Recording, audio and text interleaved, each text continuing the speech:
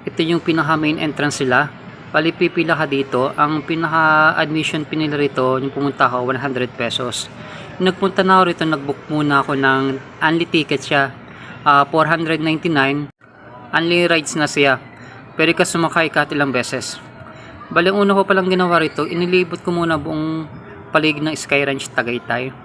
Tingnan ko muna mga views, mga rides niya.